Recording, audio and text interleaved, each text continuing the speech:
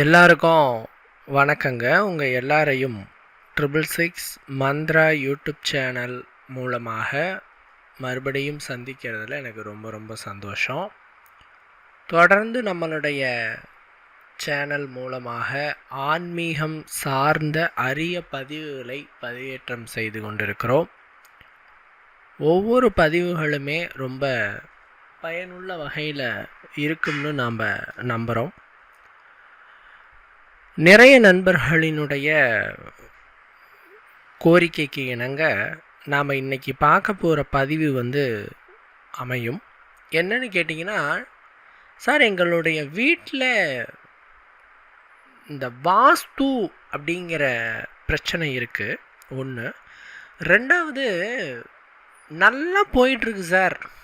ஆனால் வீட்டுக்கு யாராவது வந்துட்டு போனாலோ அல்லது ஏதாவது ஒரு விசேஷம் பண்ணாலும் அதுக்கப்புறம் ஏதாவது ஒரு பிரச்சனை வந்துடுது சார். திருஷ்டி மாதிரி எங்கள் வீட்டுக்கு பட்டுறது சார். இதுக்கு என்ன சார் பண்ணலாம்? ஒன்று வாஸ்து, ரெண்டாவது திருஷ்டி. இதிலிருந்து எப்படி சார் நாங்கள் எங்களை பாதுகாத்துக்கிறது அப்படின்ட்டு நிறைய பேர் கேட்குறாங்க. பொதுவாக இந்த வாஸ்து அப்படிங்கிறது இன்னைக்கு பிரபல்யம். அந்த காலத்தெல்லாம் பாமர மக்கள் யாரும் வாஸ்து பார்க்க மாட்டாங்க. நம்ம வீடே பார்த்திங்கன்னா பழைய வீடு வாஸ்து இல்லாமல் கட்டினது தான். அதுக்கப்புறம் கொஞ்சம் ஆல்ட்ரேஷன் பண்ணி வாஸ்து வச்சு கட்டினோம்.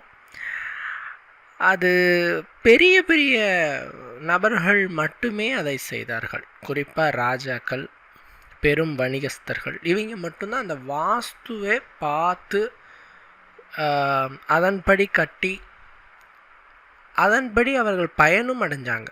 வாஸ்துவினால் வளர்ந்தவர்கள் நிறைய பேர். நீங்களே அதை அனுபவ ரீதியாக பார்த்துருக்கலாம்.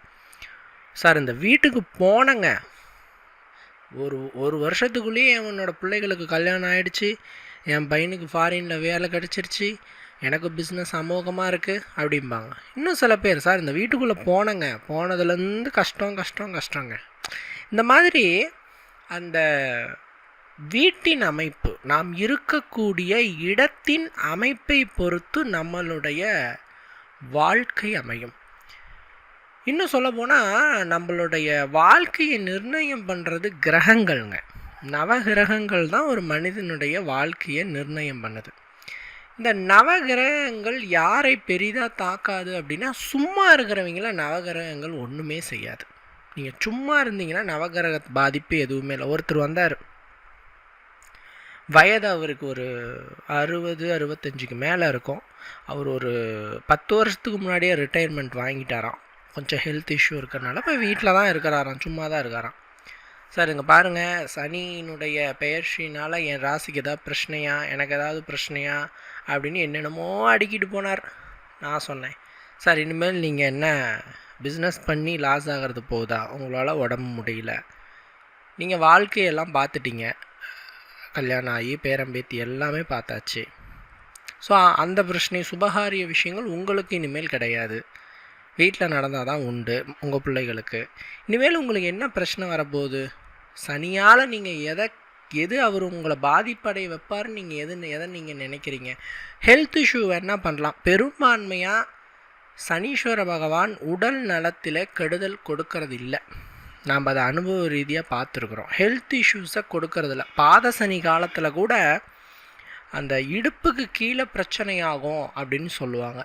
ஒரு விபத்து மாதிரி ஆகலாம், அல்லது இங்கே கீழே விழுந்து இடுப்புக்கு கீழே ஏதாவது பிரச்சனை வரலாம்னு சொல்லுவாங்க. ஆனால் பெரும்பான்மையாக நம்ம பார்க்குறச்ச, ஆய்வுகள் செய்கிறச்ச அந்த அளவுக்கு சனி பாதிப்பை, உடல்நல பாதிப்பை கொடுக்கறதில்ல. மேக்சிமம் கொடுத்தா வழக்கம் போல் அந்த சுகரு, ப்ரெஷரு இது இருக்கிறவங்களுக்கு அது கொஞ்சம் ஏதாவது எடக் பண்ணலாம். இடுப்புக்கு கீழே கால் வலி, முட்டு வலி இந்த மாதிரி பிரச்சனை தான் மேக்சிமம் வருதே தவிர சனியால் உடல்நல பிரச்சனைகள் வரதில்லை. வண்டி ஓட்டும் போது மட்டும் கவனமாக ஓட்டுங்கன்னு சொல்கிறது. அதனால் அவருக்கு இனிமேல் சனியால் எந்த பிரச்சனையுமே இல்லை, உடல்நலத்தை மட்டும் பார்த்துக்கோங்கன்னு சொல்லி நான் அனுப்பிச்சி விட்டுட்டேன். ஏன்னா நீங்கள் எந்த காரியமும் செய்யவில்லை என்று சொன்னால் அந்த கிரகம் வலுவிழக்கும். அதனால தான் சொல்கிறது, கங்கண பொருத்தம் வந்தால், குருபலம் வந்தால் பொண்ணு தேடுங்க அல்லது மாப்பிள்ளை தேடுங்க, கல்யாணம் ஆகும்னு சொல்கிறது. ஏன்னா உங்களுக்கு நேரம் கனிஞ்சு இருக்குது, பழம் நல்லா பழுத்து இருக்குது. நீங்கள் பறிக்கிறதுக்கு முயற்சி பண்ணணும். நீங்கள் பறிக்கவே முயற்சி பண்ணலைன்னா அந்த பழம் என்னாகும்? மரத்துலேயே அழுகிடும். இந்த மாதிரி உங்களுக்கான நேரம் வரும்போது முயற்சி பண்ணிங்கன்னா சக்ஸஸ் ஆகும். அது மாதிரி நீங்கள் சும்மா இருந்தீங்கன்னா உங்களுக்கான நேரமே கெட்ட நேரமாக வந்தாலும் கூட அது வேலை செய்யாது. அதனால் சிவனே என்று இருங்கள் அப்படின்னு சொல்லுவோம். கேள்விப்பட்டிருங்களா? செவனேன்னு இருந்தீங்க அப்படிம்பாங்க. அதுக்கு என்ன அர்த்தம்னா, கம்முன்னு உக்காந்துட்டு சிவசிவான்னு சொல்கிறது தான் அதனோட அர்த்தம். சிவநாமத்தை சொல்லி கொண்டிருப்பதா சிவனேன்னு இருக்கிறது. அதனால் நாம் பெரும்பான்மையான நேரங்களை வீட்டில்தான் கழிக்கிறோம். சும்மா தாங்க உட்காந்துட்ருக்கோம், வீட்டில் டிவி பார்த்துட்ருக்கேன், பெட்ரூமில் இருக்கேன் அப்படின்னா கூட அந்த வீட்டின் வாஸ்து அமைப்பை பொறுத்து கிரகங்கள் வேலை செய்யும். சரிங்களா?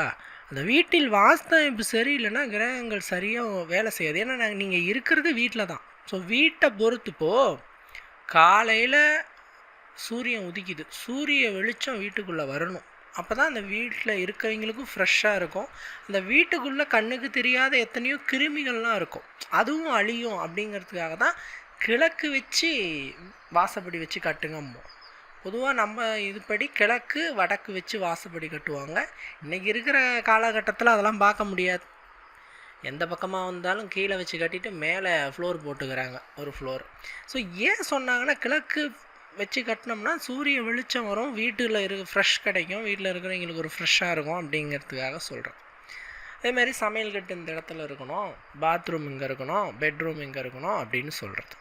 அது மாதிரி மேக்ஸிமம் பாருங்கள், வடக்கு திசையில் பீரோ வைங்க அப்படிம்பாங்க, அல்லது கிழக்கு பார்த்து வைங்க, வடக்கு பார்த்து வைங்க அப்படிம்பாங்க. ஏன்னா கிழக்கு வடக்குங்கிறது ஒரு தனவரவை கொடுக்குற திசைகள். கிழக்குங்கிறது தெய்வீக கடாட்சத்தை கொடுக்குற திசை, வடக்குங்கிறது குபேர திசை. அதனால் அந்த சைட் பணம் சார்ந்த விஷயங்களை வைங்கன்னு சொல்கிறோம். இது மாதிரி இந்த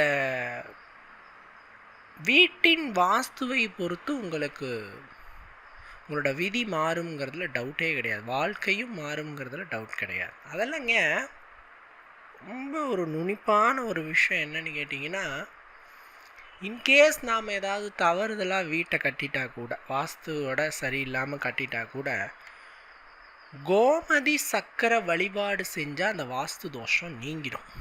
கோமதி சக்கரை வழிபாடு தினங்க. கோமதி சக்கரம், இது பேர் வித்தியாசமாக இருக்குது. அப்படின்னா இந்த கோமதி சக்கரம் அப்படிங்கிறது கிருஷ்ண பாதுகைன்னு சொல்கிறோம். இது நீங்கள் ஆன்லைனில் சர்ச் பண்ணிங்கன்னா கிடைக்கும். கம்மி விலை தான், நீங்கள் நினைக்கிற மாதிரி பெரிய ரேட்லாம் இருக்குன்னு நினைக்க வேணாம், ரொம்ப கம்மியான விலை தான்.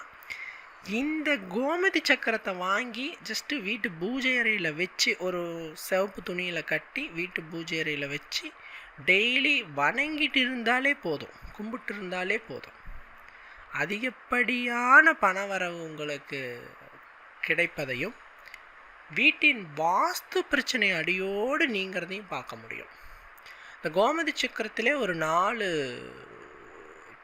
எண்ணிக்கையில் கற்களை எடுத்து வீட்டின் 4 மூலைகளிலும் புதைத்து வைக்கும் பொழுது, மண்ணில் புதைத்து வைக்கும் பொழுது,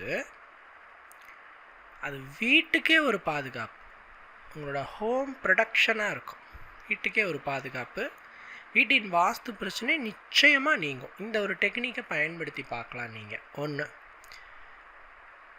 மேக்ஸிமம் வீட்டில் விளக்கேற்றுனீங்க காலையிலையும் மாலையிலையும் அப்படின்னா வாஸ்து ஒன்றும் பெருசாக பாதிக்காது.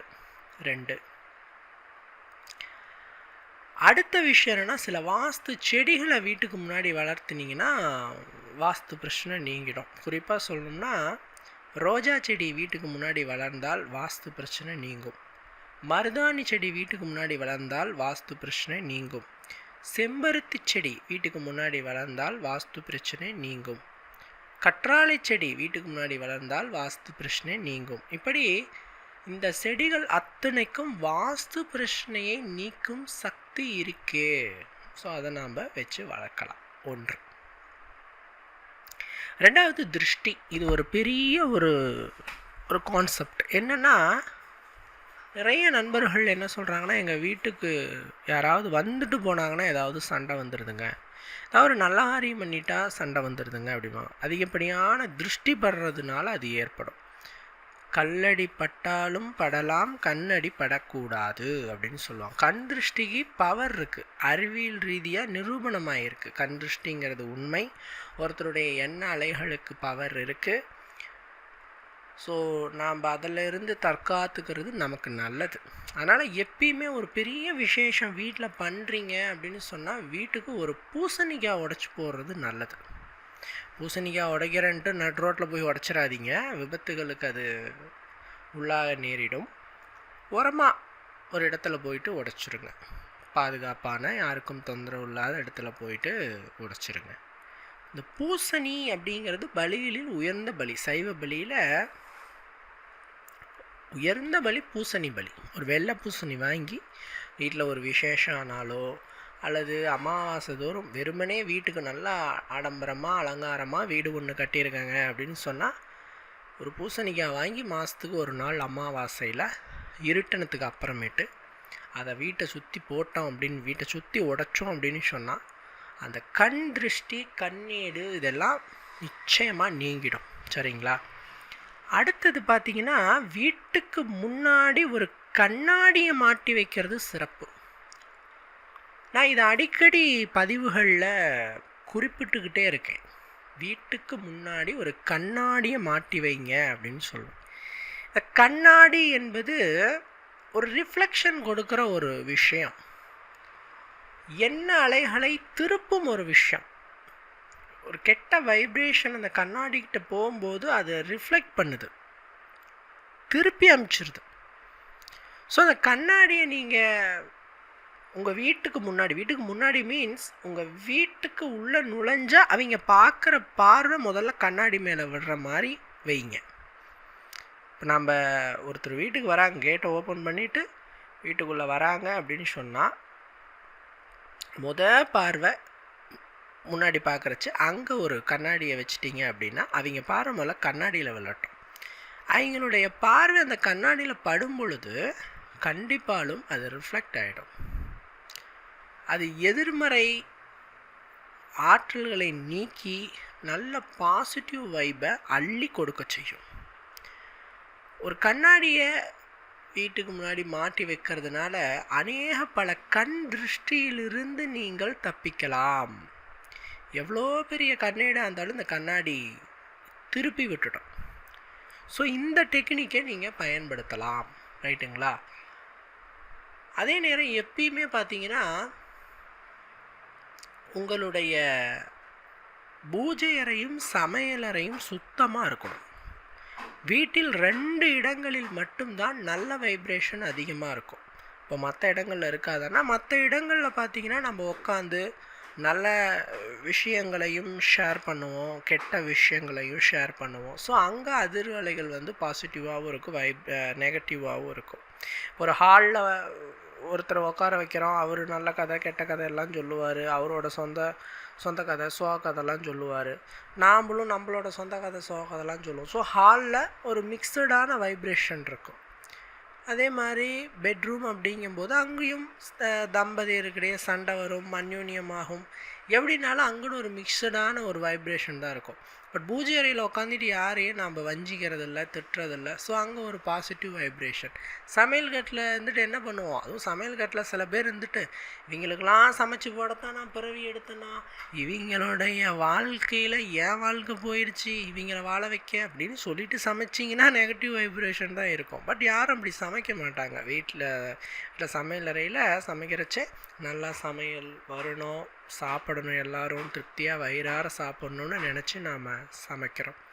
ஸோ இந்த சமையலையில் சமைக்கிறச்சே அந்த பாசிட்டிவ் வைப்ரேஷனோடு சமைக்கும்போது அங்கேயும் நல்ல ஒரு நேர்மறை ஆற்றல்கள் நிரம்பி இருக்கும். இப்படி வீட்டின் இந்த சமையலறை மற்றும் பூஜை அறையில் குட் வைப்ரேஷன் இருக்கிறதுனால அற்புதமான அளவுக்கு உங்களுக்கு அந்த ஒரு நேர்மறை ஆற்றல் இருக்குது. ஸோ அந்த 2 இடத்தையும் சுத்தமாக வச்சுக்கோங்க. இன்னும் சொல்லப்போனால் சாஸ்திர ரீதியாக ஒரு வீட்டின் பகல் பொழுதில் தெய்வங்கள் பூஜை அறையிலும் இரவு பொழுதில் சமையலறையிலும் வாசம் செய்யும் என்பது ஐதீகம்.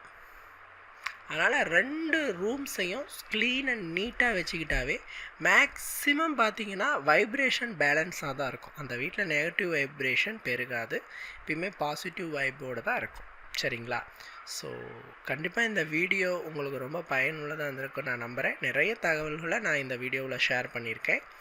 மற்றும் ஒரு வீடியோவில் உங்களை நான் சந்திக்கிறேன். நன்றி, வணக்கம்.